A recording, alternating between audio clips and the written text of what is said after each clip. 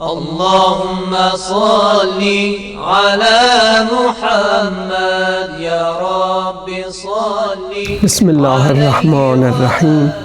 الحمد لله رب العالمین و صلی الله علی سیدنا و نبینا محمد و آله الطاهرین. یکی از باورهایی که بین بسیاری از مردم دنیا وجود داره عقیده و باور به ظهور منجی هست. منجی یعنی نجات دهنده، یعنی شخصی که دنیا را از تباهی و فساد نجات میده، یعنی شخصی که جهان را از منجلاب ظلم و بی‌عدالتی نجات میده. این عقیده فقط مخصوص به مسلمان ها نیست.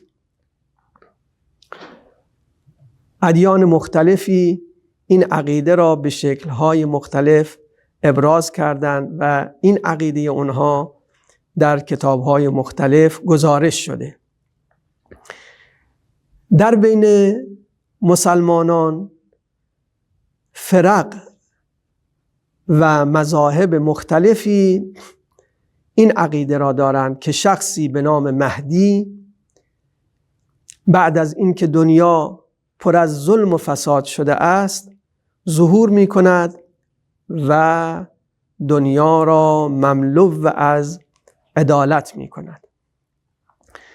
البته در میان مسلمانان مذهب شیعه که همان مکتب پیروان اهل بیت هست، اهل بیت پیامبر، اینها این عقیده به ظهور منجی در بین اونها خیلی پررنگ تر هست.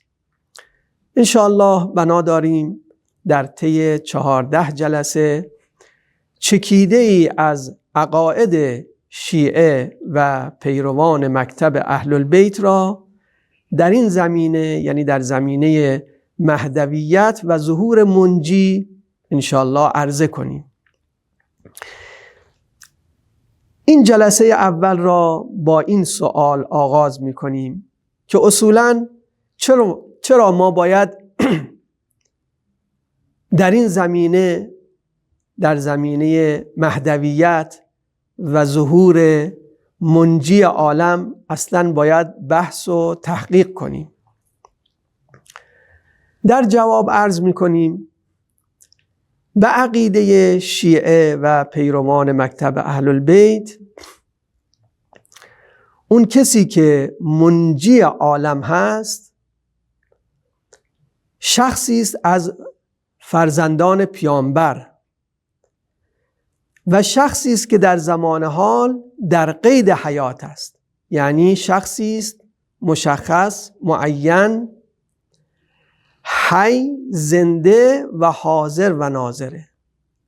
حاضر ناظر بر اوضاع عالمه، ولی به فرمان خداوند دستور داره که ناشناس زندگی کنه، مخفیانه زندگی کنه و در هر آنی منتظر فرمان خداست که قیام جهانی خودش را آغاز کنه. این عقیده شیعه هست. از طرفی شیعه بر این عقیده هست که این شخص منجی کل امام و پیشوای مردم از جانب خدا در این زمانه، به اصطلاح امام زمانه. هم شیعه و هم اهل سنت یک حدیث را به صورت متفق و هماهنگ نقل کردند.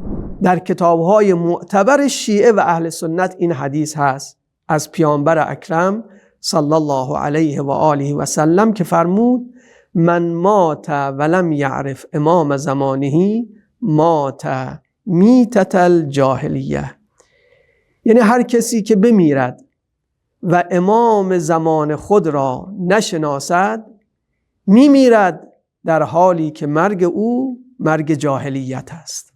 مرگ جاهلیت یعنی مرگی که در دوران جاهلیت و قبل از اسلام رخ میداده است.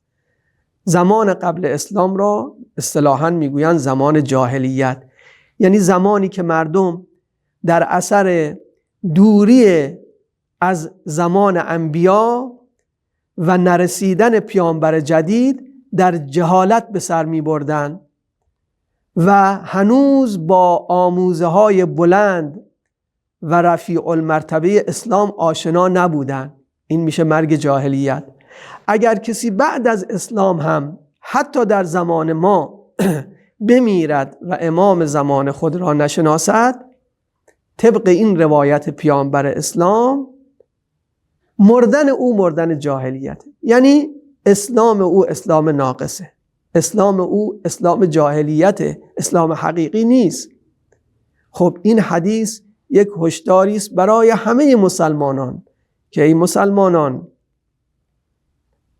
اگر امام زمان خود را نشناسید مردن شما جاهلیت است. البته این خطاب میتواند خطاب به کل عالم باشد، ولی برای کسانی که عقیده هنوز به پیامبر اسلام پیدا نکرده اند، طبیعتا این خطاب این حدیث متوجه اونها نیست. اونها باید قدم‌های اول را بردارند، تحقیق و بررسی راجع به اسلام داشته باشند. اما مسلمانانی که همه عقیده به کلام پیامبر دارند، پیامبر این هشدار را به آنها داده است: اگر بمیرید امام زمان خود را نشناسید، دین شما ناقص است، مردن شما مردن جاهلیت است. بنابراین هر مسلمانی بر او لازم است که امام زمان خود را بشناسد. وقتی شیعه عقیده دارد که امام زمان همون منجی عالم است، پس تحقیق راجع به امام زمان و بررسی و بحث راجع به امام زمان همان تحقیق و بررسی راجع به منجی عالم است. اگر کسی او را نشناسد، به نص روایت پیامبر مردن او مردن جاهلیت است. دین او و اسلام او اسلامی است معیوب و ناقص. پس بر هر کسی لازم است که در این زمینه بحث و تحقیق و بررسی داشته باشد. و السلام علیکم و رحمت الله. يا رب صل عليه وآله